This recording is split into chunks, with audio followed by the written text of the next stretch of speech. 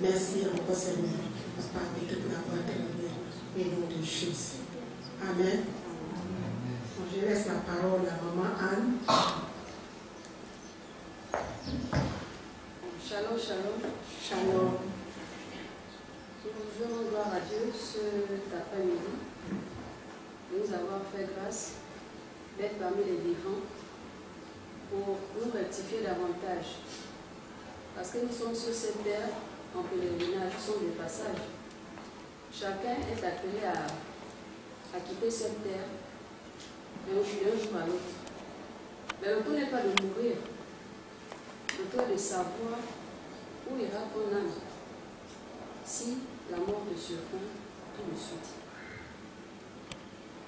Donc, je vais une fois de plus rendre gloire à Dieu, je vais rendre grâce à Dieu, prions. Seigneur, me voici devant ton peuple cet après-midi. Je te supplie, Père éternel, mon Dieu, de prendre le plein contrôle. Je m'efface complètement, afin que toi-même, Seigneur, tu prennes dessus. Le souffle que tu m'as encore accordé aujourd'hui, fais-moi grâce, Seigneur, de te rendre gloire avec ce souffle. Que cela ne me serve pas d'être une pierre d'achoppement pour qui que ce soit, mais aide-moi à être une bénédiction pour ton peuple, Seigneur. Je m'efface complètement afin que toi seul demeures au règne. Et que tout plan du malin soit un fiasco total cet après-midi pour la gloire et l'honneur de ton Seigneur. Je te rends gloire et honneur encore cet après-midi, Seigneur, que tout ce qui t'est dit te soit rendu. Au nom précieux du Seigneur Jésus-Christ Nazareth. Amen. Amen.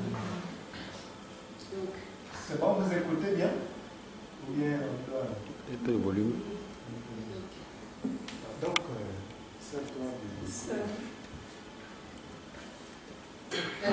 je m'appelle Kaboumi Kantuna Jocelyne Mino, en principe. Mais le Seigneur m'a baptisé Anne. Parce qu'il se trouve que c'est vrai que lorsque nous naissons, nos parents nous donnent des noms. Et moi, j'ai eu affaire aux parents païens.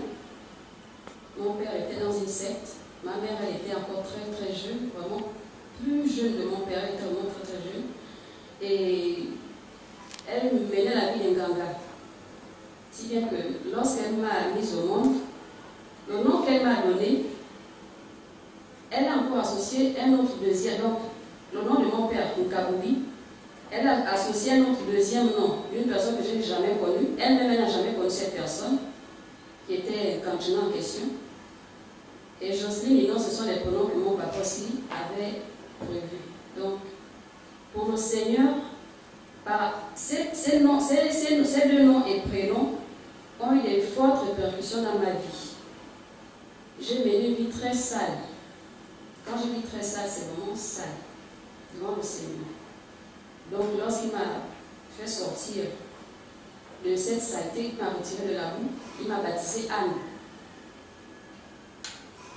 Donc, j'ai grandi dans un foyer polygame. Ma mère était la troisième femme de mon père. Et donc, ils ont eu 4 enfants, dont je suis la dernière. Et il se trouve que, comme je vous le disais, mon père était dans une secte. Et il avait 7 femmes, sans compter les concubines. Nous sommes en tout, je pense, 40, selon ce qu'il nous avait dit. Ça, c'est les enfants qu'il connaît. Mais il y en a qui ne connaissaient pas, donc on ne sait pas exactement combien nous pouvons être. Parce parti voyager aussi, il y a des enfants qui faisaient à l'étranger. Et il se trouve que tous les enfants que mon papa faisait, il les attribuait une maladie en fait. Si bien que les 4 enfants qu'il avait avec ma mère, chacun avec il les attribuait des maladies parce qu'il devait fournir en fait l'énergie dans le monde spirituel pour monter en grade, pour continuer dans ce qu'il faisait. Donc il pratiquait l'occultisme. Et donc lorsque j'ai eu 2 ans, ma mère en avait assez, elle a quitté mon père. Ils se sont séparés dans beaucoup de problèmes. Et quelques mois après leur séparation, elle rencontre un Togolais. Je suis obligée de repartir un moment plus loin pour que vous puissiez comprendre en fait là où je vais envoyer dans mon témoignage pour que les choses soient claires. Donc, lorsqu'elle rencontre le Togolais lui suggère de nous envoyer au Togo pour fréquenter là-bas. Et c'est comme ça, lorsque j'ai eu 10 ans, donc 8 ans plus tard, elle nous envoie effectivement au Togo. Mais en fait, de manière, comment dire, l'aîné est d'abord parti. Après, c'est la deuxième fille. Ensuite, c'était moi. Et le garçon a suivi. Donc, lorsque nous arrivons au Togo, bon, il nous présente à son féticheur, de qui avait vraiment tant vanté les mérites. Il y avait Yamamère, en tout cas celui-là, quand il soigne, vraiment, il est le plus grand guérisseur du monde entier. Donc, ma mère, comme elle cherchait notre guérison, elle nous a amenés. On est arrivé, on a croisé le fameux féticheur en question. Il a fait tout ce qui était en son pouvoir, mais vraiment, il a fait vraiment tout ce qui était en son pouvoir. Mais ce n'était pas ça. Au contraire, ça avait même empiré la situation. Honnêtement, moi personnellement, je voyais maintenant n'importe quoi. Et ma mère, ça la faisait peur parce qu'elle cherchait la solution, mais au lieu de trouver la solution chez les Gaga, comme elle pensait que la solution était là-bas, au lieu de trouver la solution, elle partait encore trouver d'autres choses. Donc en fait, elle s'était carrément enfoncée. C'est pour dire que les Gaga ne donnent rien de bon. Les Gaga ne sont rien d'autre que les agents de Satan. Au même titre que les sorciers, les satanistes, tous ceux qui ne cadrent pas avec la parole de Dieu. Et là, nous sommes entre 1986 et 1996. Donc, durant tout ce temps, j'ai pris de l'âge, je suis devenue une jeune fille, je menais la vie des bars. Je faisais même la promotion des artistes mondains. Je m'habillais vraiment de manière très, très, très sale. En fait, je ne m'habillais pas, je peux dire que je me déshabillais pour sortir. Parce que je n'aimais pas, en fait, quand mon corps est couvert. Et quand je voyais une personne bien vêtue, moi, ça m'énervait. Honnêtement, ça m'énervait. Je méprisais même cette personne. Et je ne savais pas que le Seigneur m'attendait aussi quelque part. Et en 2006, en janvier 2006, j'étais toujours dans cette vie-là. Et je veux d'abord ouvrir une parenthèse pour dire, mes chères mamans, amenez vos enfants à l'église. Ne les privez pas de l'église, ne les privez pas de la parole de Dieu, même à la maison, instruisez vos enfants. Ça va beaucoup les arranger plus tard. C'est ce qui m'a aidé quelque part. Parce que quand j'étais petite, c'est vrai, mon papa, il était dans la loge, il était dans ces sectes-là, mais ça ne se voyait pas, il cachait. Il se cachait dans une église. Il nous amenait, on était des enfants, on ne connaissait rien. Du coup, quand on partait à l'église, on prêchait la parole, et un enfant, Proverbe 2, 22, verset 6, dit, un seul enfant selon la voie qu'il va suivre, lorsqu'il sera qu'il ne se détournera pas. Malheureusement, à un moment donné, on nous a coupé ça, parce que ma mère nous avait envoyé chez les Nganga, au Togo. Mais c'est depuis ici que mon père nous amenait quand même à l'église, et la semence était déjà restée.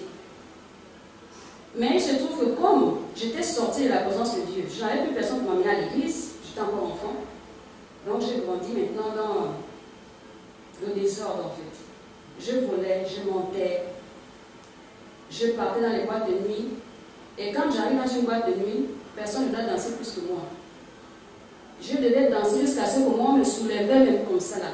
On me soulève, on m'a pour dire que toi tu es la plus grande danseuse ce soir.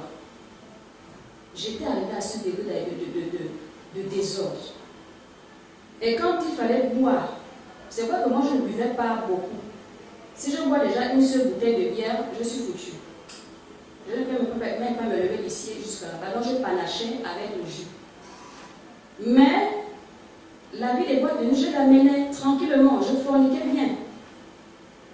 Tout ça, Satan ne faisait que me souiller.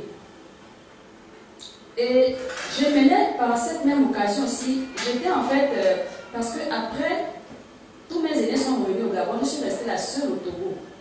Si bien que, quand mon tuteur a vu ça, avec sa femme et ses enfants, j'étais devenue pour eux. En fait, ils m'ont réduite à l'état d'esclavage.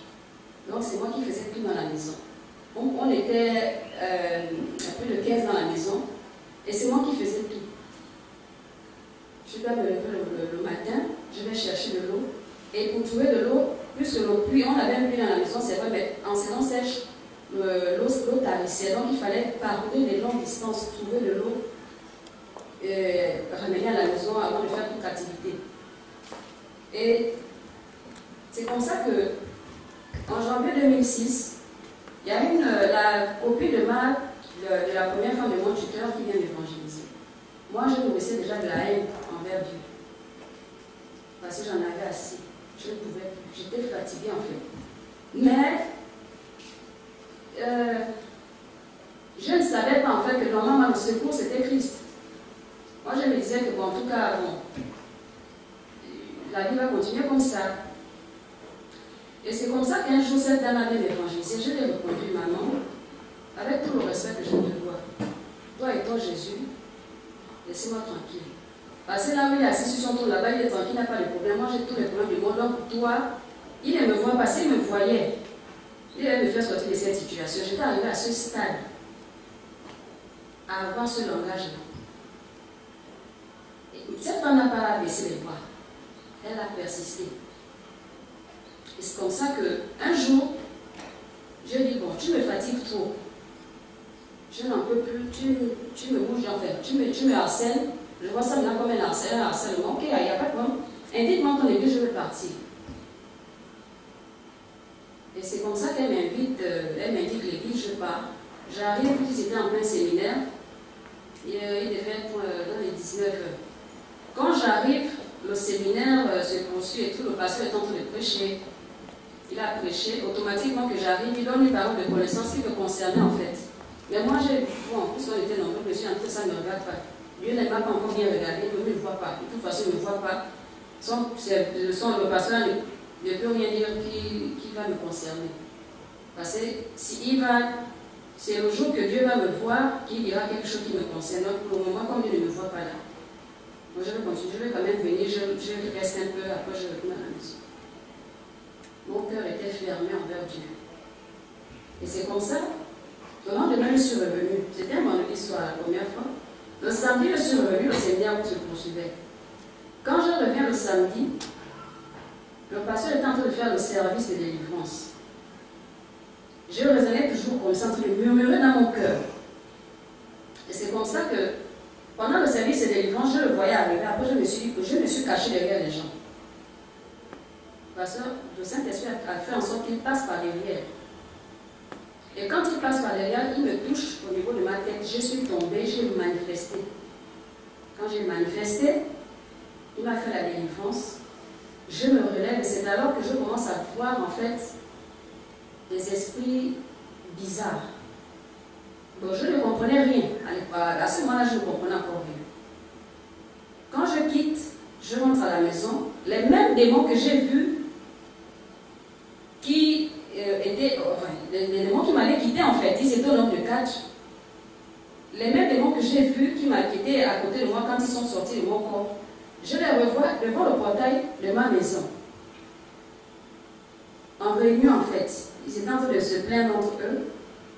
Et j'entends l'un d'eux dire, il se trouve qu'en fait, quand on les a chassés de mon corps, on a empêché à l'église,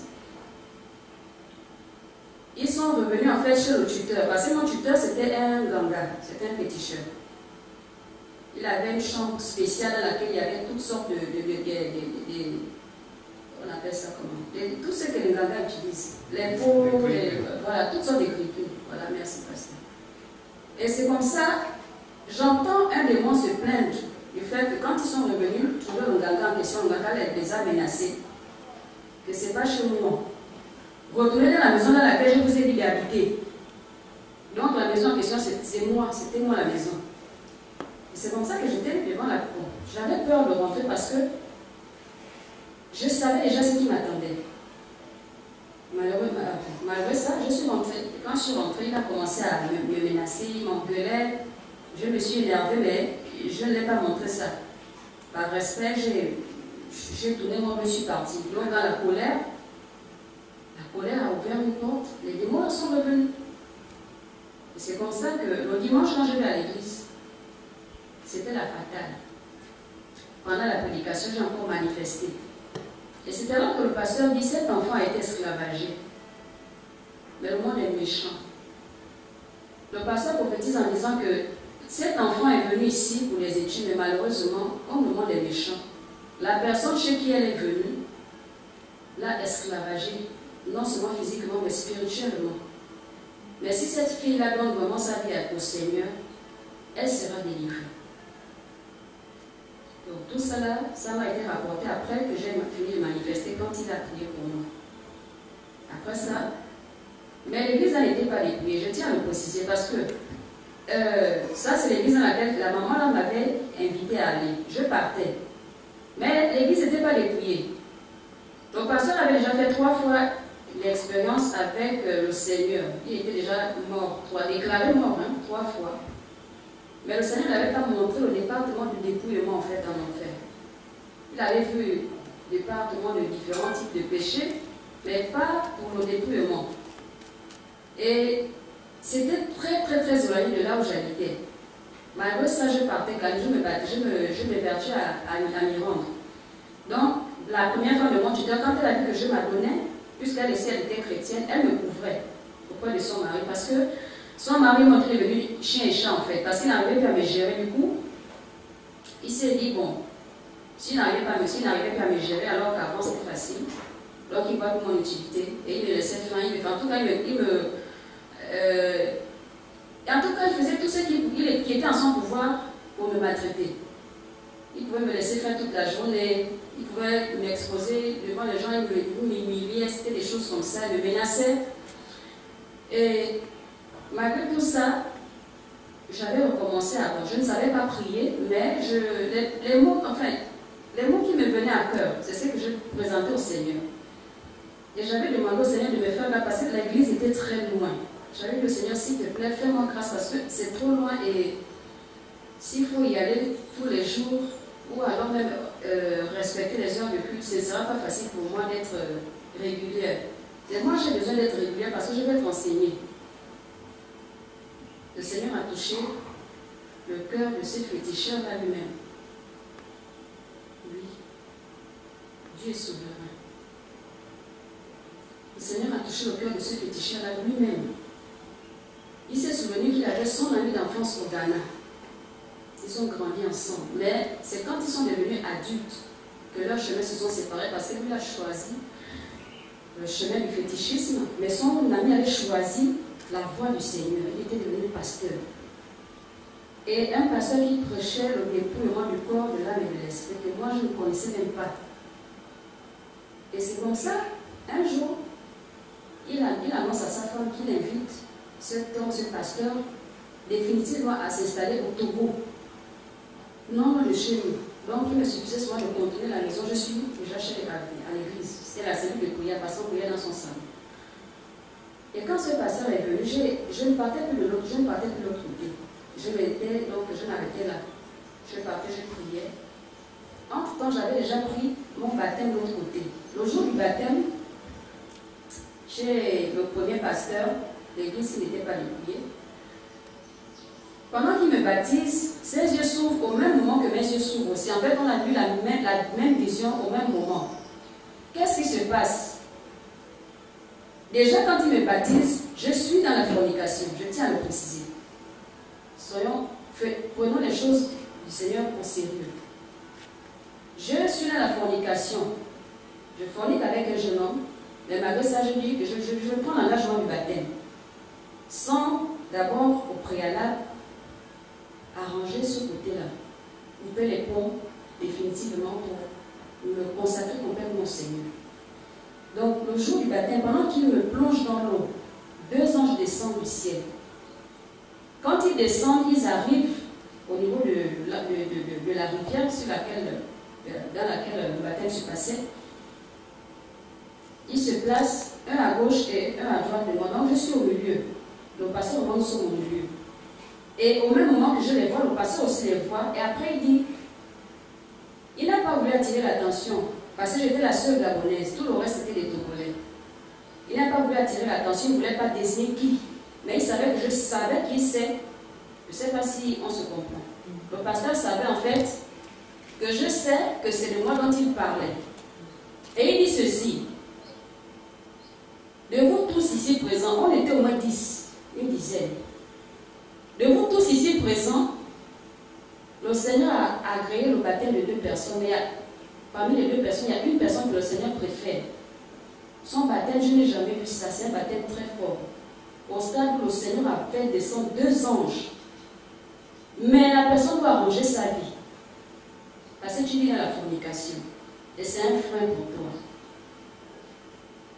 Je ne réalisais pas encore vraiment la gravité de mon acte. Bon, moi je me disais que le baptême me plonge dans l'eau, j'accepte Christ, et puis quand je sors de l'eau et que je continue dans ma fornication, je vais toujours à l'église. Mais c'est une grave erreur. Et dès lors que je sors de l'eau, il savait que je savais qu'il s'adressait à moi. Quand je sors de l'eau, je quitte l'eau, il me ramène à la rive. Lui reste maintenant pour attendre les autres candidats. Les 2 anges me suivent. Un s'arrête toujours à gauche, l'autre à droite. Mais le problème, c'est quoi? J'étais au milieu, mais les 2 anges me faisaient dos. Ils m'ont tourné le dos. Je n'avais pas encore compris, en fait. Je me disais, en tout cas, ces choses-là, le Seigneur me montre même pourquoi. En tout cas, je m'en fous. J'étais trop m'en foutiste avant, en fait. Je ne réalisais pas là où le Seigneur voulait m'emmener. Prenez votre relation, votre intimité avec le Seigneur au sérieux. Le temps ne nous appartient pas. C'est comme ça. Après le temps est passé, j'ai quitté cette église. Donc j'ai rejoint maintenant l'église du nouveau pasteur qui est venu maintenant me prêcher au dépouillement. Là encore, je n'ai pas raisonné parce que j'avais la conviction qu'effectivement ce qu'il disait est vrai, c'est biblique, c'est prouvé. Je n'avais pas encore, excusez-moi, les révélations de tout ce qui est caché derrière ces choses. Mais j'avais la conviction que effectivement c'est comme ça que le Seigneur veut que je sois, que la chrétienne soit saine, naturelle. Et je m'étais dépouillée. Mais l'erreur, quand je me suis dépouillée, c'est-à-dire, j'ai arrêté de porter les pantalons, les talons, les faux cheveux, tissage, postiche, perruque, les extensions, on appelle ça comment, les mèches, les bijoux, le maquillage, les faux ongles, tout ça là je mettais. Jusqu'aux faux cils je mettais. Et c'est les faux sourcils là que ça là j'avais dit non, je ne peux pas. J'avais peur pour mes yeux. Et quand même, je mettais les autres, je n'avais pas peur. Hein. Quand je mettais les autres choses là, je n'avais pas peur. Mais c'est pour les sourcils là que j'avais peur. C'est la même chose. Et c'est comme ça, quand j'emballe toutes ces choses-là, au lieu de le brûler, j'ai jeté une moitié. Et il y a une copine qui m'avait demandé, ah, mais pourquoi tu jettes ça? Toi, tu es comment même? Tu ne réfléchis pas. Donne-moi les habits là. Je lui ai donné. Donc, je l'envoie en enfer, mais moi-même, je me sauve. Que Dieu me pardonne. Et c'est comme ça que je continue à aller à l'église, à la cellule de prière en question. Et un jour, ce pasteur me pose la question, est-ce qu'on t'a déjà baptisé? J'ai dit oui, pasteur, on m'a déjà baptisé. Il me dit, mais explique-moi d'abord comment ça s'est passé. Je lui ai expliqué, il me dit, mais tu es en danger. C'est grave. C'est comme ça qu'il me dit, non, je dois te rebaptiser parce que tu dois prendre ton baptême selon la sainte doctrine. J'ai dit d'accord parce que ça ne me dérange pas. Je refais mon baptême. Et quand je refais mon baptême, c'est toujours avec le même petit copain. Toujours avec mon même petit copain. Mais là, maintenant, je vais changer de stratégie. C'est que je vais venir même aussi à l'église. Je vais présenter au pasteur. Lui, pasteur, c'est lui. C'est comme ça que le pasteur me dit, mais même si tu me l'amènes, toi et moi on a un problème. Si tu ne règles pas le détail là, parce que moi je vais rendre compte à Dieu de ton âme. Tu dois, soit tu te poses, soit tu coupes les ponts avec lui. Je dis, ah pasteur, en tout cas, je n'ai pas donné de réponse exacte. Mais à un moment donné, je dis, bon, on va d'abord parler avec le jeune homme en question. Je l'ai fait asseoir. Il me dit, moi, mon temps descend. Je ne t'équipe pas et je n'ai pas aussi les moyens pour t'épouser. Donc, on roule. Ah, je suis partie voir le pasteur. Je lui dis, pasteur, voilà la situation. Il me dit, en tout cas, je t'ai déjà parlé. Avec Dieu, il faut être radical. Ou c'est ça, ou c'est pas ça. Ou c'est oui, ou c'est non. Il n'y a pas d'à peu près. Amen. J'ai pris ça. Ça n'a pas rentré. Ça s'est arrêté là. Ça fait des touches le pasteur. On a continué avec le jeune homme. Le pasteur me prend pas à me baptiser. Cette fois-ci, je n'ai rien vu. Bon. Et c'est comme ça qu'un jour, il me dit, bon, alors on va aller évangéliser dans un village. Le pasteur me prend ma main. Avant de partir, on a prié. Quand on arrive dans le village, on est rentré dans la maison d'une femme, d'une jeune femme. Malheureusement, elle était, en tout cas, une maman, mes frères, physiquement, même quand tu regardes la personne, on ne va pas te dire que celle-là, elle possédait un esprit civil. Rien qu'avec tes yeux physiques, quand tu la regardes, tu sens que celle-là, c'est la possession à haut degré. On est rentré. Quand on rentre, elle dit, pasteur, j'ai besoin de prières, patati patata. Je vois la même scène que j'avais vue le jour de mon premier baptême. Le pasteur est en train de prier. On était avec un frère. Donc, le pasteur et le frère sont en train de prier. Bon, moi aussi, j'étais dans mon coin parce que je ne voulais pas, comment dire, je ne me sentais pas en fait digne en fait d'être au milieu des deux hommes. Parce qu'il faut comprendre la soumission de la femme. Faites très attention. Donc, je m'étais mise à côté et le pasteur et le jeune étaient de côté. Donc, on priait. Je vois la même scène. Deux anges descendent. Ils se mettent de part et de côté et l'autre de la femme. La femme, elle est au milieu, un ange à gauche, l'autre à droite. Mais il lui tourne. Je dis, mon Dieu. Mais ça veut dire quoi au juste? J'avais la même chose. Moi, je suis chrétienne. Elle ne prie pas. Elle est là, c'est la maison, même sa vie. Elle vendait même dans les bars et tout ça. Ça m'a interpellée, mais jusque-là, je n'avais pas encore pris conscience. Et c'est comme ça que les choses se sont détériorées avec mon tuteur au Togo.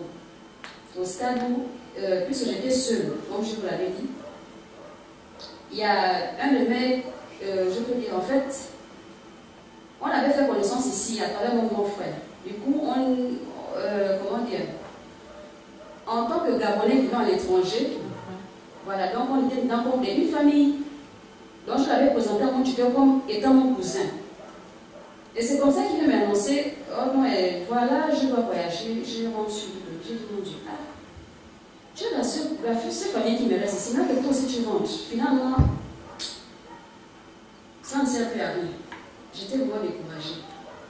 Et je n'étais pas à Libreville, c'est-à-dire en fait, à Lomé, pardon. À Lomé, comme on dit Libreville, j'étais au moins j'étais à l'intérieur. Lomé, en fait, le Togo est très petit.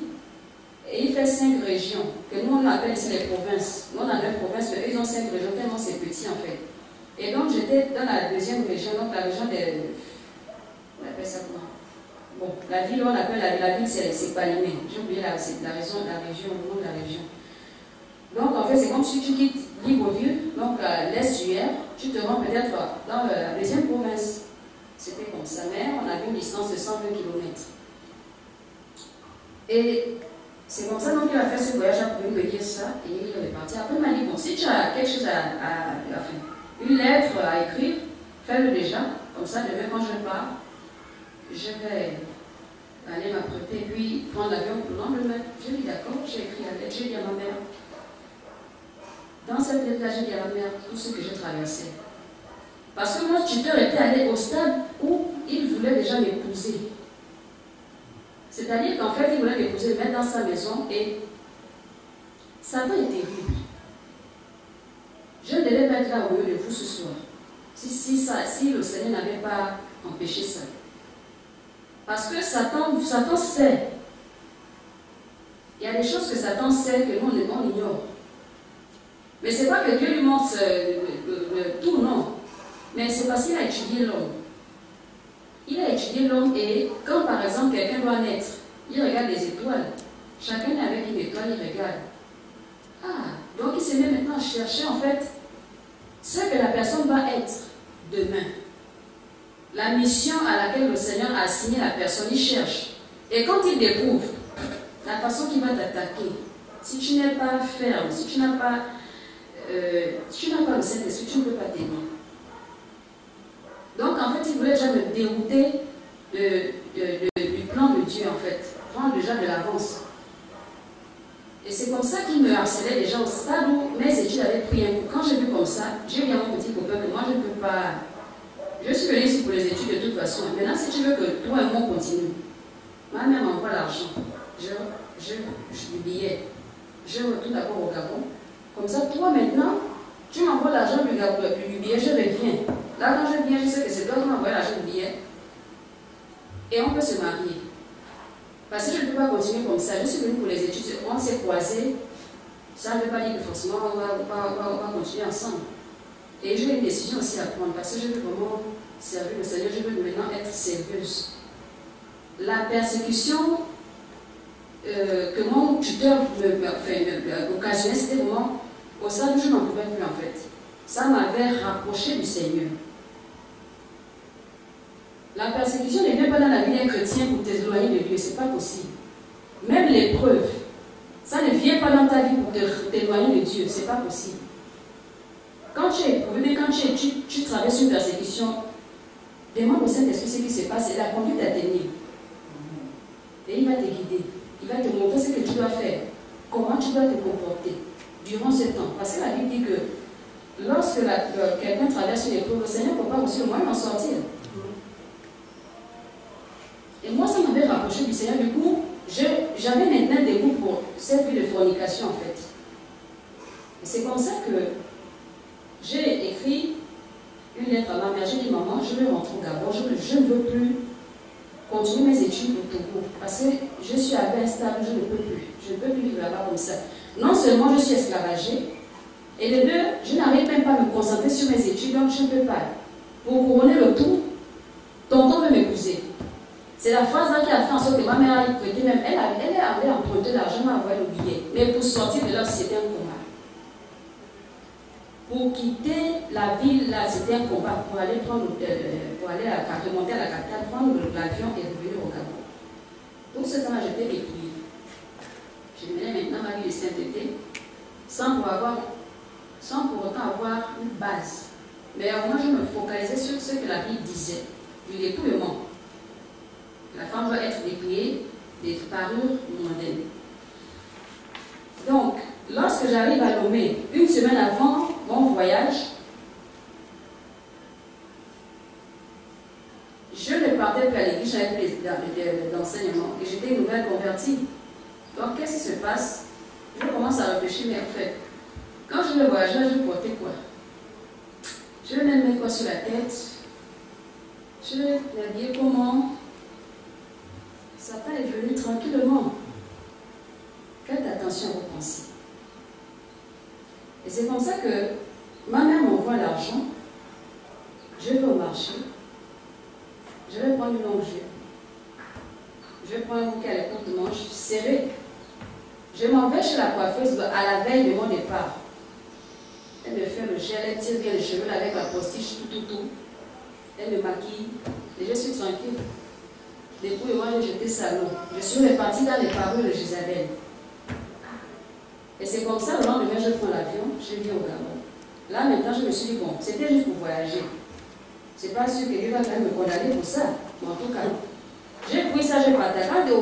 À peine arrivé, j'étais en talon. Tout ça, là, j'ai pris, j'ai partagé. Et en tout cas, Dieu ne va pas me condamner pour ça.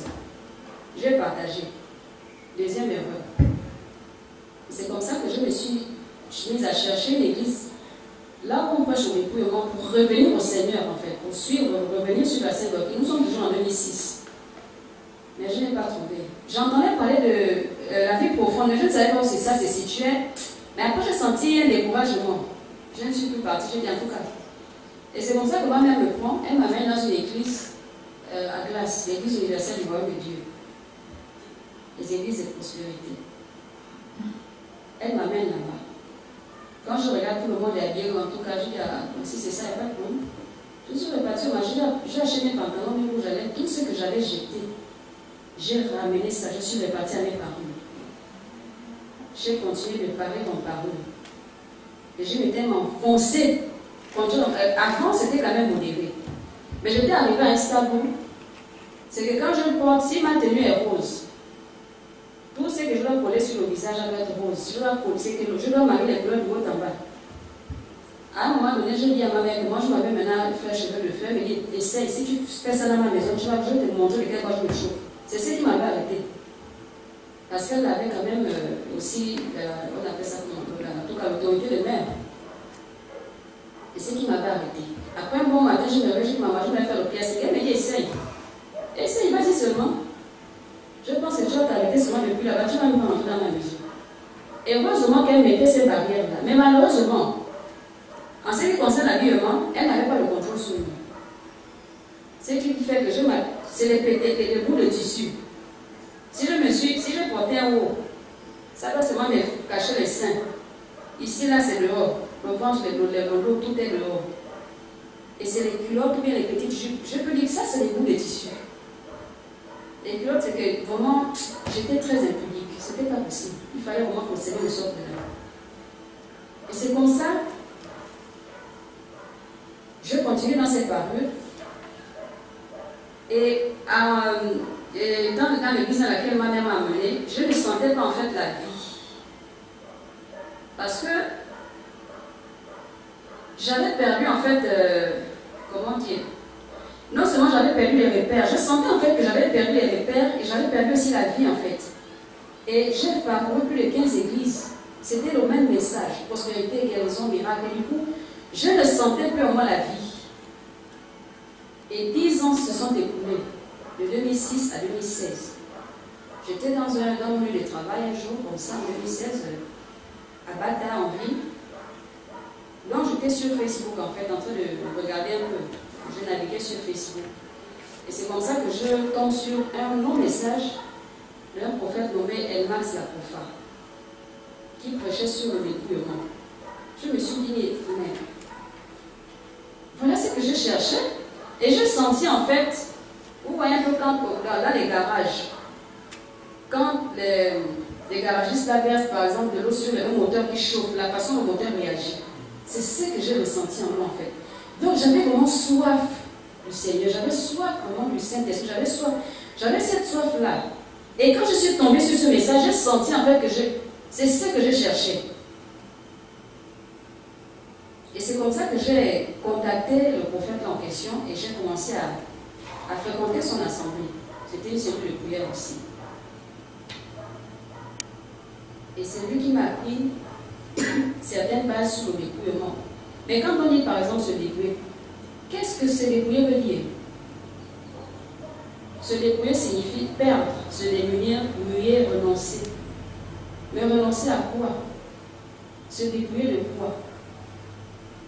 Les parures dont le Seigneur parle ici. Ces parures-là, pourquoi on dit parure? Le mot parure, d'abord, ça vient du verbe, je crois, se parer. Se parer. C'est que tu mets quelque chose sur toi qui donne l'apparence d'autre chose. Donc, en fait, tu dénatures ta nature. Tu mets quelque chose sur toi pour paraître quelqu'un d'autre. Et pour la petite histoire, juste une parenthèse, le Seigneur il y a une femme. Tous les jours, elle priait, demandait au Seigneur quelque chose. Le jour que le Seigneur lui répond, il envoie un ange avec sa photo. Quand l'ange arrive dans la maison de la sœur en question, elle est en train de dormir. L'ange arrive, il regarde la sœur, il regarde la photo, il dit, ah mais, peut-être que je me suis trompé d'adresse quand même. Il tourne, mais c'est bien l'adresse que le Seigneur m'a donnée. Il retourne, il remonte au ciel. Le Seigneur lui retourne, c'est bien là-bas que je t'ai envoyé. Il dit non, c'est pas possible, j'ai trouvé quelqu'un d'autre. Il dit retourne. Une deuxième fois, l'ange revient avec la photo. Il regarde la photo, il regarde la personne, il dit Seigneur, c'est pas possible. Il remonte, il dit moi je n'ai pas trouvé la personne. Et c'est comme ça que le Seigneur se révèle encore à la suite, il dit moi j'ai envoyé mon ange. te donner ce que tu m'as demandé depuis tant d'années. Bon, maintenant, pour lui, il voit quelqu'un d'autre. Alors que c'est toi qui es bien là. Je te fais comment? Et c'est comme ça que la dame a commencé à pleurer que Seigneur, mais là je fais comment? De quoi tu me reproches? Mais tout ce que tu as mis sur toi, ça ne me glorifie pas, ça ne m'honore pas. Ce sont des faux dieux que tu portes.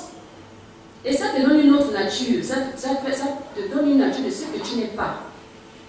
Tu deviens donc une autre personne à mes yeux. C'est pourquoi non, je ne t'ai pas reconnu.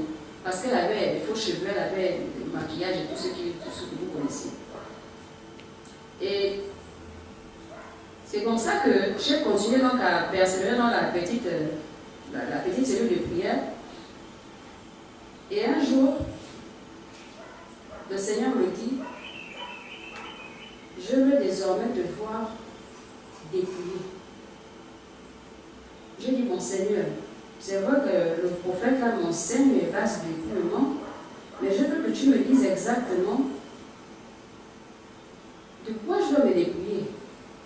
C'est vrai ici que tout ce qui cite là, je reconnais. Donc, j'avais déjà commencé aussi à ranger tout ça. C'est comme ça, à cette époque, je n'avais pas encore de garçon, j'avais mes 3 filles, ma 3e fille avait 1 an. Et il m'a dit, ce que tu enlèves sur toi, fais-le sur tes enfants aussi. De la même façon que tu te dépouilles, tu fais la même chose à tes filles. Donc, les boucles d'oreilles, j'ai enlevé à mes filles, les tresses, j'ai arrêté, j'ai rassemblé tous leurs pantalons, toutes leurs petites robes, toutes leurs petites jupes que j'ai achetées, les culottes et tout ça, j'ai tout rassemblé, les tenues sexy que j'ai les achetées.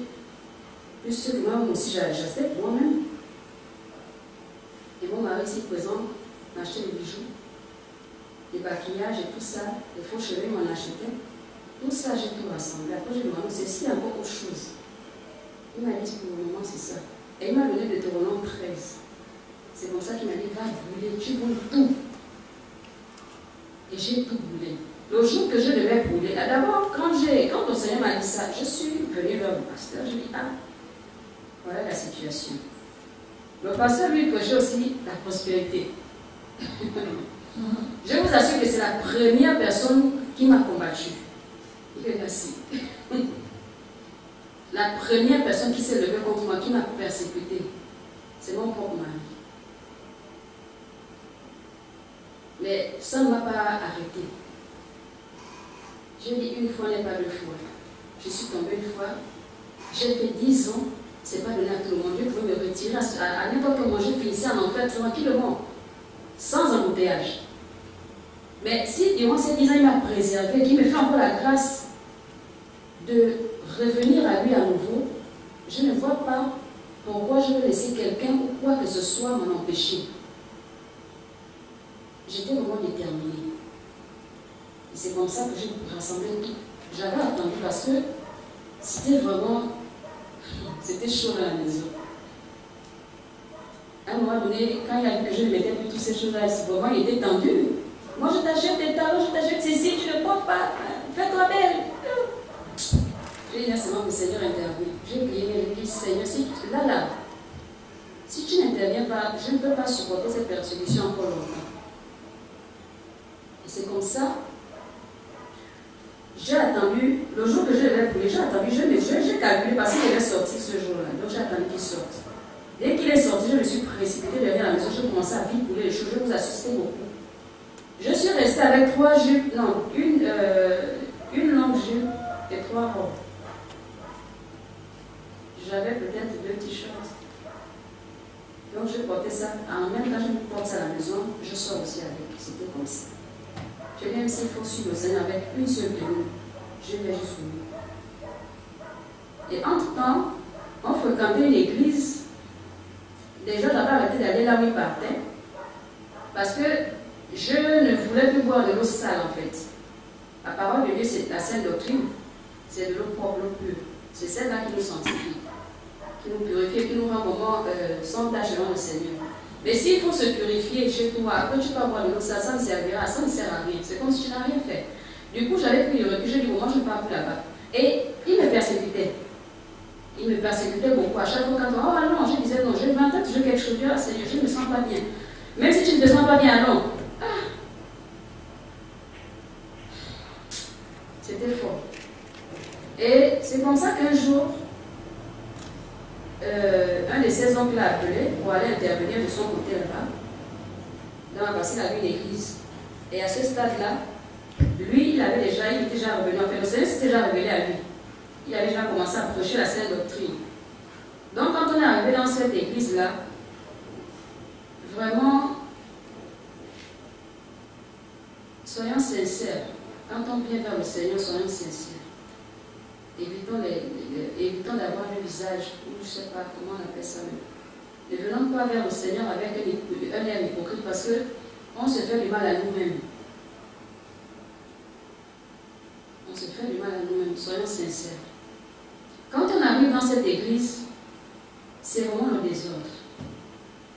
Et c'est là où en fait le Seigneur a commencé à me montrer, il a ouvert ma vie spirituelle, il me montrait ces choses choquantes. Des choses si choquantes que parfois je me disais même que bon, peut-être c'est mon imagination quand même, c'est sûr. Et c'est comme ça qu'il m'a dit non, un jour, il m'a dit bon, prends un jeûne de 3 jours. 3 journées, je veux dire. Quand je dis 3 jours, c'est 3 journées. Parce qu'un jour fait 24 heures. Donc quand tu dis que tu fais un jour, c'est un jour entier. On a dans la logique. 24 heures.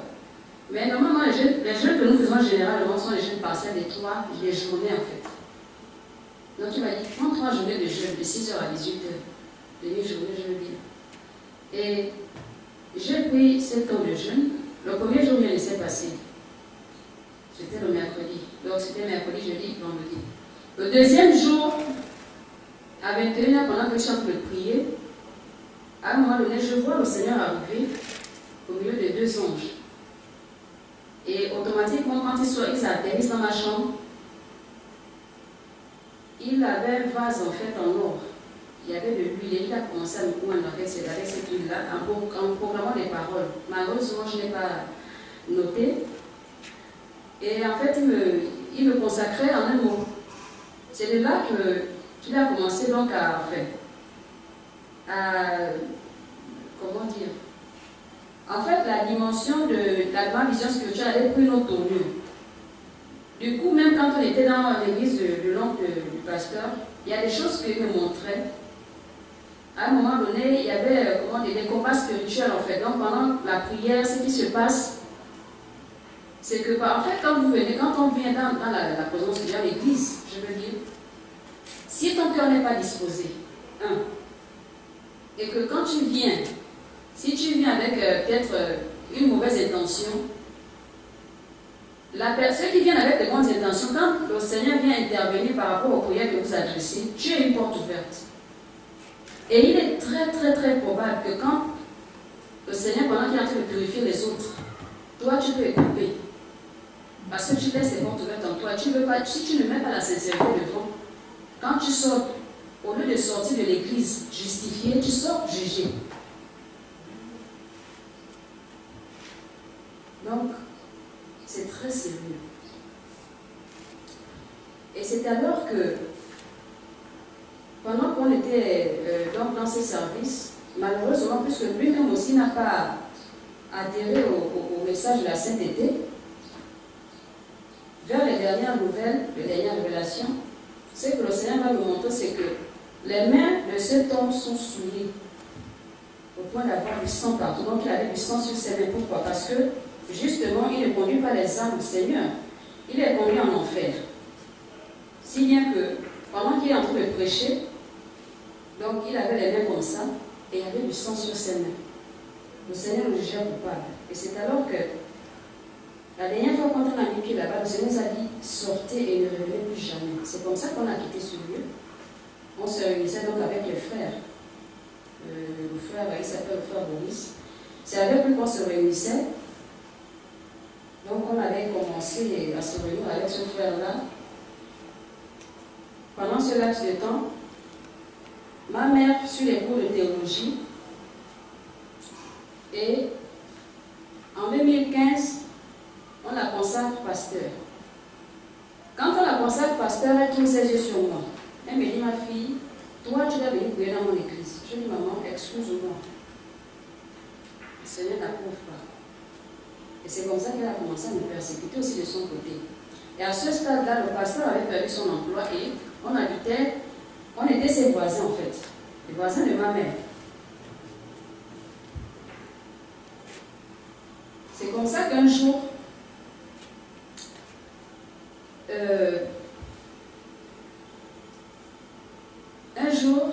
elle voulait faire son ordination depuis, mais elle repoussait parce que je n'étais jamais là pour assister. Et donc, elle a bloqué une date définitive. Elle m'avait dit ceci: je t'impose de prendre part. Tu dois prendre part à cette ordination parce que je veux que tu sois là. Et c'était non. Ton mari, toi, soyez là et je veux juste pour qu'on soit là. Elle avait ses raisons. Nous, qu'est-ce qu'on a fait? C'était un samedi. Et avec les frères, on se réunissait aussi là-bas les samedis. Qu'est-ce qu'on a fait? On est parti à l'église. Eux, ils sont restés à fêter. Quand on revient, ma mère était dans tous ses états. Et c'est alors qu'elle envoie ma grande soeur, donc l'aînée, sa première fille. Parce que je vous ai dit pour vous que je suis la dernière. Donc elle envoie sa première fille et le garçon qui la suit. Parce qu'après la fille, il y a un garçon, après le garçon, il y a une fille. Ensuite, moi je suis la dernière. Donc elle a 3 filles et un garçon. Elle envoie donc mes 2 aînés me demander de sortir de la maison. Parce que c'était, en fait, elle a un grand terrain. Donc elle a construit, voilà. Elle est de l'autre côté, on était dans l'autre côté. Elle nous demande de sortir de la maison. Je vous assure qu'on n'avait même pas 5 francs ce jour-là. Même pas 5 francs. On a les 3 enfants. Le 3e, c'était la 3e, 3 filles. La 3e était encore bébé. Elle prenait le biberon et tout le biberon. On n'a même pas 5 francs.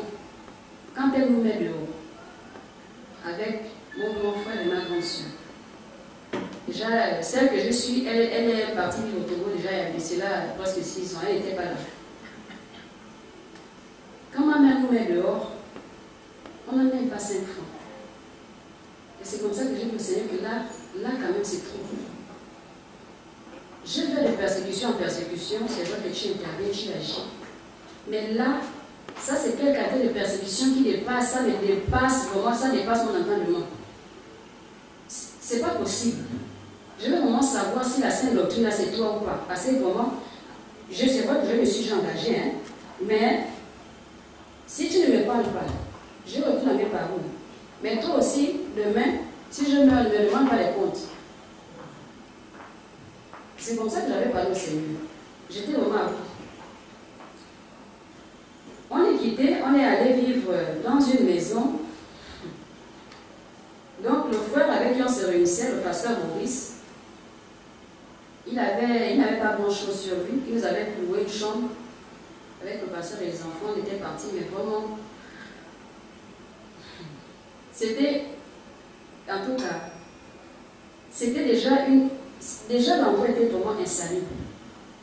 Il y a saleté partout, c'était pas un endroit vivable, honnêtement. Mais le Seigneur a voulu qu'on soit là-bas. J'ai dit, ah! Mais Seigneur, ça c'est quoi? Donc toi, quand quelqu'un décide de te servir sur la terre, là, c'est passe. Des choses comme ça qui doivent passer. C'est comme ça que il est resté à garder son silence. C'est là que j'ai dit, bon, ok. Comme tu ne me réponds pas, je vais t'obliger à me répondre. J'ai pris les temps de jeûne. Donc par semaine, je prenais les 4 heures de jeûne. Si par exemple, aujourd'hui, comme nous sommes à samedi, je commence à 18h, je finis demain à 18h. Je dis juste assez que tu vas me répondre. Même si je meurs dans le temps de jeûne, là, je réponds moi là-bas. Peu importe, mais je veux savoir, il faut que je te rencontre, toi, le Dieu de la Sainte Doctrine, là. C'est quoi? Qu'est-ce qu'on doit traverser comme ça qui dépasse? C'est comment? Qu'est-ce qui ne va pas? Et en fait, quand tu traverses, à un moment donné, quand tu es persécuté, vraiment, ou alors quand tu vois la persécution qui dépasse, tu oublies même que le Seigneur est là. Tu oublies en fait, tu oublies tout en fait. Parce qu'à un moment donné, lui aussi c'était. Il veut vraiment éprouver ta foi en fait, la qualité de ta foi. Parce qu'il y a des gens qui ont la foi qui chancelle, mais il y a des gens qui ont la foi ferme. Et il faut aussi remarquer qu'à chaque étape de ta vie de consécration avec le Seigneur, quand il veut en fait agrandir ta foi, il te fait subir une épreuve, ou même une série d'épreuves. Et plus tu arrives à avancer, plus il augmente le niveau. Tu avances, il augmente le niveau. Mais c'était arrivé à un stade où non. On monte, on descend. Si vraiment c'est toi le Dieu de la sainte doctrine, je dois le savoir, je dois te voir comme ça, là, avec mes yeux physiques. Comme ça, je saurai que oui, c'est vraiment toi. Parce qu'il n'y a pas de raison que je me dépouille, je traverse tout ça là, et je vais... Ça, c'est quelle façon de vivre? Le Seigneur m'a pas répondu. J'ai pris 7 ans de jeûne là. Qu'est-ce qui va se passer? J'avais commencé en... Ma mère nous met dehors de chez elle, le 17 juin 2017. Je commence 7 ans de jeûne quelques jours plus tard, donc 2 ou 3 semaines plus tard, donc en août 2017. Rien ne se passe. Le 3 septembre 2017, on a instauré, le pasteur avait instauré un programme, c'est qu'à chaque 3 ans, on doit prier. Il ne me disait rien durant tout ce temps. Mais toujours est-il que pendant les prières, il me montrait des révélations sur les combats spirituels, les choses qui se passaient dans le monde spirituel. Les attaques de Satan, la façon dont les anges viennent protéger les enfants de Dieu. Ça là, il le faisait. Mais maintenant, la question que je lui posais là, il n'avait pas répondu sur le champ. Qu'est-ce qui va se passer la nuit du 3 septembre 2017? Donc, chaque 3 heures, on se réveille pour prier avec le pasteur. Et je sentais avec une fatigue. Je ne peux pas vous expliquer ce genre de fatigue. Une fatigue tellement générale, une fatigue générale, une fatigue mêlée d'un malaise. Je ne sais pas comment vous expliquer ça. Malgré ça, j'ai dit, bon, je vais quand même tirer le corps, je vais me lever, on va prier. Et pendant que je me lève, on a commencé à prier. Plus on prie, plus la fatigue augmente. Plus on prie, plus la fatigue et le malaise augmente en fait. Je me dis, attends. En tout cas, Seigneur, tu connais le cœur. J'ai doucement murmuré ça pour lui. Seigneur, tu connais mon cœur, tu connais. Après, j'ai dormi. En tout cas, je suis fatiguée. J'ai dormi. Quand je dors, moi, je me dis que je dors. Au moment où je me couche, je ferme mes yeux. Moi, je me dis que je dors. Et j'étais déjà morte. Quand je meurs, je peux dire, pour la première fois, quand le Seigneur me prend, qu'est-ce qui se passe automatiquement? Je vois un animal de cette hauteur qui se tenait debout en fait. En fait, l'écureuil, voilà. Il était debout. Donc il avait cette hauteur. Quand il s'est mis debout, il était comme ça. Il me regarde. Une façon de dire que il m'attend en fait pour m'amener quelque part. Moi aussi je le regarde. Il me regarde, je le regarde. C'est comme ça qu'il se tourne pour me dire allô. Bon, dans le monde spirituel, en fait, tu n'as pas besoin d'ouvrir ta bouche pour parler parfois. La personne qui est là assise, c'est qu'elle dit en elle, tu l'écoutes. Il n'y a pas de barrière en fait. Du coup, ce que je comprenais, c'est que l'animal voulait, en fait, ce qu'il voulait me dire par ces gestes, et voilà. J'ai suivi l'animal. Et je me suis rendu compte que l'endroit sur lequel on marchait, c'était comme si, je ne sais pas, le sol était étrange en fait. Ça avait la couleur des chaises blanches. Mais c'était étrange. Ce n'était pas le sol comme notre terre là. Le sol était vraiment étrange. Et plus j'avançais, j'étais pieds nus. J'avais une robe de nuit rose. Mais je me souviens que physiquement, j'avais une jupe ample avec un long manche et un foulard. Mais quand je meurs, je me trouve avec une longue robe. Et c'est comme ça, je suis l'animal. Le sol sur lequel nous marchons, je me rends compte en fait que c'est pas le sol comme ici. Et j'étais pieds nus, plus j'avance, quand je mets un pied en avant et je regarde derrière, l'empreinte que je laisse, c'est noir comme vous voyez le câble et ça, la couleur de l'encre en un mot. Donc c'est l'encre en fait qui restait, la tache noire qui restait, c'était comme vous voyez l'encre. Quand l'encre tache le sol, c'était comme ça. Plus j'avance, plus ces empreintes d'encre noire fraîchie, mais ça c'est quoi? Donc c'était pour, enfin le Seigneur me disait déjà par là que je mourrais, c'est vrai, mais dans un mauvais état, le 1 et le 2, enfin, l'état de péché en fait, ma vie n'avait pas été purifiée. Et c'est comme ça, on arrive devant devant un immeuble. L'écureuil ouvre la porte. Quand il ouvre la porte, on rentre. Je vois, dès qu'on arrive à la porte centrale, je vois tout droit en face, il y avait un large fauteuil et il y a quelqu'un qui était assis dessus. Je vous assure que si une telle expérience vous arrive, vous n'aurez pas besoin de vous poser la question si c'est le Seigneur ou pas. Vous le savez. Dans votre âme, vous savez que ça c'est le Seigneur. On n'a pas besoin de vous dire que oh, c'est le Seigneur, non. Vous savez en vous que c'est le Seigneur qui l'a. Et c'est comme ça, quand l'écureuil ouvre la porte, j'aperçois le Seigneur assis sur le fauteuil au centre de la salle. La salle était vraiment très large, très vaste. J'ai pris peur en fait. J'ai commencé à trembler. L'écureuil n'avait pas mon temps. Et je me demandais même pourquoi un écureuil. Et l'animal n'avait pas mon temps. Il a ouvert la porte, je suis rentrée, il m'a fait rentrer. Quand je suis rentrée, il est ressorti. Il a fermé la porte derrière moi. Je suis restée en face du Seigneur. Il y avait une bonne distance entre nous. C'est comme ça qu'il me dit avance ici. J'ai avancé en tremblant. Honnêtement, quand tu meurs, si tu meurs et que tu avais encore un péché en toi, tu sais où tu vas. Tu sais. Personne ne va même te rappeler que non, tu sais, bon, comme tu vivais comme ça, là c'est le ciel, là, c'est bien c'est l'enfer. Non, toi-même tu sais où tu vas. Si tu es qualifié pour l'enfer, là, tu sais que tu es qualifié pour l'enfer. Et quand tu es aussi qualifié pour le ciel, tu sais que tu es qualifié pour le ciel. Moi-même, dans mon âme, je savais que j'étais qualifié pour l'enfer. Vous allez comprendre pourquoi je dis ça. Et c'est comme ça, il me dit avance ici, j'avance. Et il parlait avec un ton autoritaire. Quand j'avance, à un moment donné, je me suis arrêtée donc au centre de la salle, je ne me trouvais pas dit en fait de continuer à avancer vers lui. Et c'est comme ça qu'il va me poser cette question, comment as-tu pu? Mais avec, vous voyez, quand un parent, un père gronde son enfant qui a vraiment commis une erreur grave, comme une erreur ultime. Et c'est comme ça qu'il me dit, comment as-tu pu? Comment tu as osé? Plus de 95% des personnes que tu as connues sur la terre se plaignent de ton caractère. Et je suis restée là. Je n'arrivais pas à faire. Je n'arrivais à rien faire. Je tremblais.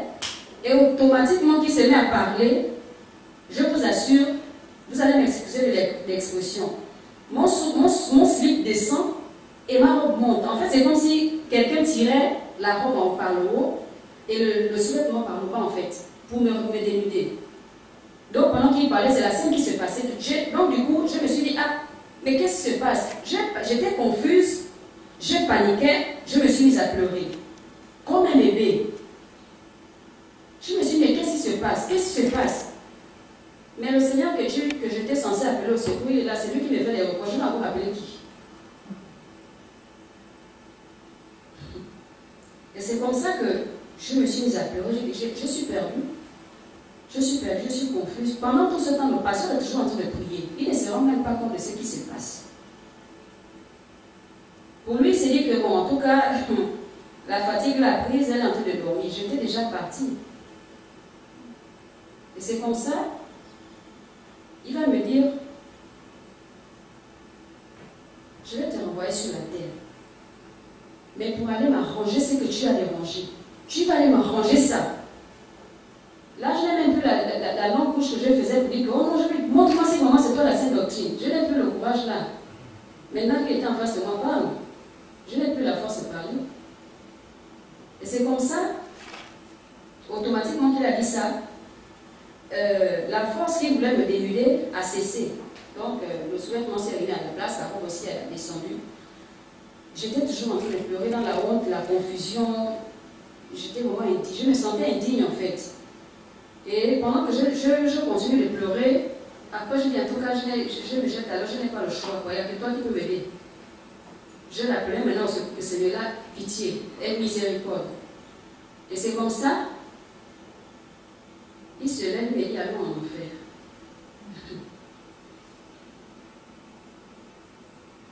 Sur terre, quand tu es face à une situation, bien quand quelqu'un vient t'annoncer une nouvelle, tu vas, si tu prends enfin, si tu t'attends par avec, tu peux même dire à la personne, ah, tu blagues. Et il peut aussi s'avérer que les minutes qui suivent la personne de la guerre, comme nous sommes en avril là, quelqu'un m'a fait le poisson d'avril le premier. Mais quand tu es face à celui qui n'a jamais menti, l'auteur de la vérité, le père de la vérité lui-même, il est le chemin, la vérité et la vie. Quand il dit que le Seigneur ne blague jamais, il n'y a jamais eu de blague dans sa bouche. Il ne blague pas. Quand il dit ça, c'est ça. Il me dit, allons, je t'amène en enfer. Mais je vais plaider devant qui? J'ai seulement continué à le supplier comme ça. Je ne savais même pas si il devait m'exaucer ou pas. Mais je vous assure que c'est la prière, c'est la prière que le pasteur continuait de faire sur terre, étant dans la chambre cette nuit-là, qui a touché le cœur du Seigneur de me ramener. Si ce n'est pas ça là, j'étais l'enfer direct. Pourquoi le Seigneur voulait me jeter en enfer? À cause des péchés du cœur. J'en voulais à ma mère, à ma grande soeur et à mon grand frère de nous avoir chassés de la maison. On errait. Il y a des jours, même le bébé n'avait pas, on n'avait pas. Parce qu'on lui faisait maintenant la bouillie avec la farine, le blé qu'on vend à 500. Même pour avoir un peu le sachet de 100 francs pour faire l'enfant la bouillie avec pas. Et j'avais construit une maison qu'ils avaient fait casser. Donc pour moi, c'était ça déjà, la haine était fondue sur ça, que je souffre à cause d'eux. Et j'avais oublié qu'ils étaient sous l'influence du diable. Donc, au lieu de simplement prendre à Satan et ses démons qui les influençaient, moi, ma haine était maintenant sur eux. Voilà ce qui m'a mené en enfer. Que le Seigneur avait dit que là, les carottes sont cuites. Je m'avais te jeter une bonne fois en enfer et tout ton dossier est classé. Qu'est-ce qui me sauve? Le pasteur est resté à prier. Il ne savait pas ce qui s'est passé. Pour lui, il s'est dit que qu'est-ce qu'on a donné avec la fatigue là-bas? En tant que quelqu'un déjà mort depuis, raide. C'est comme ça qu'il me dit, allons en enfer. Mais, quand on se lève pour sortir de là, on n'a pas pris le même passage par lequel je suis venu avec l'animal. La place par laquelle on est passé n'avait pas de porte. Parce que pour venir, quand l'animal m'amène, la porte est ouverte, on monte par la porte. Il y a le fauteuil sur lequel le Seigneur est assis. Maintenant, de l'autre côté, tous les trois autres murs-là n'avaient pas de porte. Mais c'est la gloire qui est à nous qui illuminait toute la salle. Donc, ça n'avait pas besoin de qu'on ouvre la fenêtre comme on fait là. Les fenêtres, c'est ce qui nous apporte la lumière. Non, la salle n'avait pas besoin de ça. La gloire de Dieu elle-même éclairait toute la salle. Et c'est comme ça, quand il me dit maintenant, allons en enfer, on n'est pas revenu par, on n'est pas repassé par là où je suis venu avec l'animal. Donc, c'était comme par exemple ici, il y a une porte là, on rentre par ici, et puis on voit la ville, il est assis là. Maintenant, derrière, tout ça c'est le mur et le mur, c'est fermé, pas d'ouverture. La seule porte c'est ici. Maintenant, quand il me dit allons en enfer, il se lève, je le suis. On passe maintenant par le mur. Je vois, il sort. Moi aussi, je le suis, on traverse. Je me suis rendu compte que, on a traversé un mur. Alors que normalement, on était censé passer par la porte.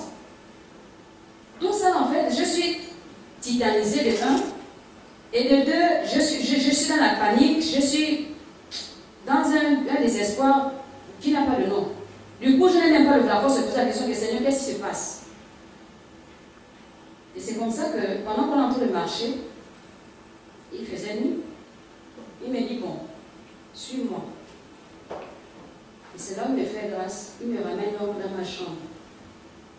Le pasteur était toujours assis en train de prier. Et quand on rentre dans la chambre, il me remet dans mon corps, dans l'enveloppe. Quand il me remet dans l'enveloppe, il est resté là debout, il me regarde, je dis, ah Seigneur, maintenant que tu m'as remis, l'enveloppe était raide, je vous assure. Je vous assure que ce qu'on passe notre temps à prioriser là, c'est la boue, je vous assure. C'est pas ce qui va répondre là-bas devant. C'est rien. Le corps était raide comme vous voyez la maison là. Si vous faites ça, la maison ne peut pas tomber, ça ne peut pas bouger, ça ne peut pas tomber. Le corps était raide, comme vous voyez à la maison. Raide. Je n'arrivais pas à bouger, c'est seulement les yeux qui bougeaient. Ça faisait seulement comme ça. Et c'est comme ça que j'ai prié dans mon âme. Je dis, ah Seigneur, le pasteur n'est même pas, il ne sait même pas ce qui vient de se passer. Il ne sait même pas que tu m'avais déjà pris la vie. Maintenant que mon corps est raide, attire au moins son attention. C'est comme ça que le Seigneur, enfin, il me regarde, une façon de dire qu'il accepte, il a agréé ma requête. Et il ouvre les yeux du pasteur. Le pasteur me regarde. Il sent que quelque chose ne va pas. Il me pose la question. Il me voit, je tourne seulement les yeux. Ah, c'est comme ça qu'il se rapproche. Et c'est là que je dis, Seigneur, délie ma langue, que je puisse aussi lui parler. Je vous assure que tout était raide. Tout était raide. Et c'est là où le Seigneur délie ma langue. Je n'arrivais même pas à bien articuler mes mots. Je parlais avec beaucoup de difficultés, mais je m'efforçais vraiment à être explicite. Et c'est là où j'ai quand même expliqué en bref. Et c'est comme ça que le Seigneur me dit de lui dire. On avait une petite bouteille, les petites bouteilles de 500 là. C'est quoi? Toute petite bouteille d'huile de 500, l'huile d'arachide. Il restait une petite quantité. Le Seigneur me dit de lui dire de prendre cette bouteille d'huile, de prier, de la sanctifier, de déclarer les paroles et de moindre avec ça tout le corps, que je puisse à nouveau bouger. Et c'est ce que j'ai dit au pasteur. Le pasteur a prié, il a fait comme le Seigneur a dit. Et c'est comme ça que j'ai pu bouger à nouveau. Quand cette expérience est arrivée, j'ai eu mal au corps pendant encore 4 jours successifs. Et c'est comme ça, ça ne m'a pas freiné, je ne me suis pas arrêtée là. J'ai persisté toujours dans ce temps de jeûne que je prenais 24 heures par semaine en fait. Deuxième expérience, les voisins m'avaient coupé le courant. Parce que là où on prenait le courant en fait, c'était un compteur commun. Toute une famille. Ça se passe au Carrefour Jeannot 8. Toute une famille. Donc, je ne sais pas s'il faut dire que, en tout cas, c'était le même compteur qu'on partageait. Je ne peux pas dire, bon, toute une famille, c'est même restreint, c'est tout un village. On appelle la zone là, le village des Échira. Donc, on était dans leur zone.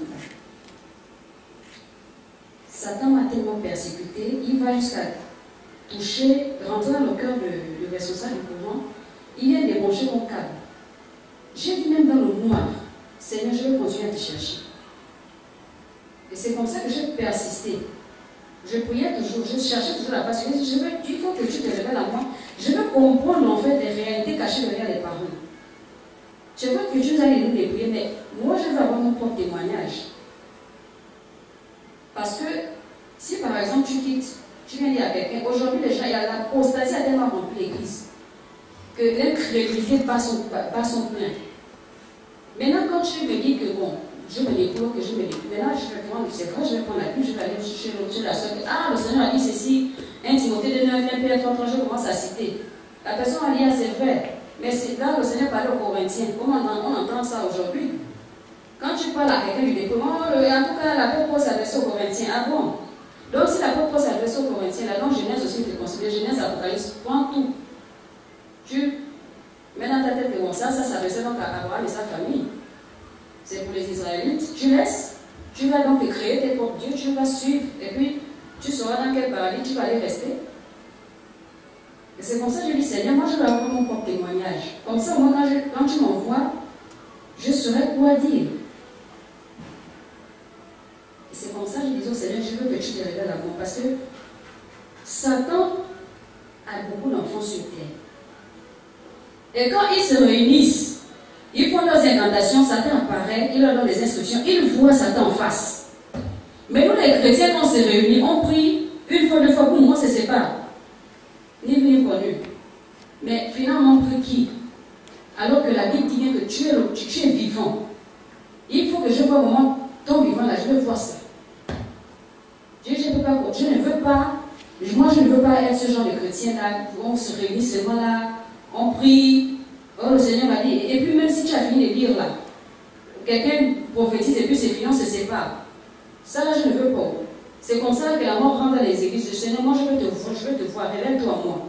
J'ai persisté, je disais, j'étais vraiment déterminée. Je disais, quoi qu'il m'arrive, même si pendant je meurs dans le noir, là, c'est pas grave. Le mois de septembre est passé avec la première expérience. Octobre arrive. Dans le noir, j'étais en train de dormir. Et c'est comme ça, puisqu'ils m'ont coupé le courant, j'ai vu maintenant avec la lampe tempête. Le soir, là, le pasteur il faisait son commerce de téléphone à l'époque. J'ai dit, ah, pasteur, je n'ai plus de pétrole. Ah, ça fait un méchant. Il était tellement fatigué, il m'a dit, ah bon, on verra ça demain. C'est comme ça, j'ai dit, ah, mais je ne suis même pas sûre que la quantité là va arriver à demain. Mais je ne sais pas, il ne m'avait pas écouté en fait. Il ne m'avait pas entendu quand je lui ai dit ça. Après, il est parti. Je suis restée là. Avec un peu de pétrole qui me restait, j'étais là. Donc j'avais aussi un petit téléphone qui me servait de faire ça, m'aidait avec un peu la torche et tout. Donc j'étais là, quand le sommeil m'a pris, j'ai prié, puis j'ai prié là. Au moment où je vais dormir, je vois le Saint-Esprit. Je ne sais pas comment vous expliquer la partie là. Pendant que je suis en train de prier, le Saint-Esprit était là. Je le voyais. Il me donnait les orientations au fur et à mesure. Il me donne, je prie, il me donne, je prie. Quand je termine, au moment où je vais m'allonger, je ne sais pas comment vous expliquer la partie là. Au moment où je vais m'allonger, la place où j'étais censée aller m'allonger pour me coucher, il passe à allonger au même endroit en fait. Et après, quand je vais m'allonger maintenant, je ne sais pas comment vous expliquer la partie là. Quand je vais m'allonger maintenant pour dormir, il me précède en fait dans le rêve. C'est compliqué. Il n'y a que lui qui peut vous expliquer cette partie. Donc il me précède en fait dans le rêve. Et je fais un rêve d'abord. Je fais un rêve là où, dans lequel il me dit, bon, il y avait d'autres personnes aussi, en plus de moi. Il nous disait de rester à côté de lui. Mais en face, on était comme dans un endroit public. En face, il y avait une femme qui était en train de se faire tresser. Elle avait aussi des filles autour d'elle. Donc la femme là me cherchait du regard. C'est comme ça, les autres étaient en train de parler avec l'homme là, le Saint-Esprit qui nous parlait et tout. Mais moi, au lieu de rester focalisé sur ce que le Saint-Esprit disait et d'être attentive, je me suis mise aussi à maintenant à mener mes regards. Attention à la distraction. Attention à la distraction. Et quand je promène mes regards, je tombe maintenant sur le regard de la femme. Elle me cherchait du regard en fait. Du coup, elle me fixait, elle attendait un moment d'inattention de ma part pour pouvoir attirer mon regard et me faire signe de venir. Et c'est comme ça, pendant que je promène mes regards, je vois, elle me fixe. En fait, quand quelqu'un te fixe, tu sens qu'il y a quelqu'un qui te fixe dans les paradis. C'est ce que je sentais. Donc, du coup, je me suis mise à promèner mes regards. Et j'ai détourné mon attention de ce que le Saint-Esprit est en train de nous dire avec ce groupe-là. Et c'est comme ça que, quand mon regard croise le sien, elle me fait signe de venir.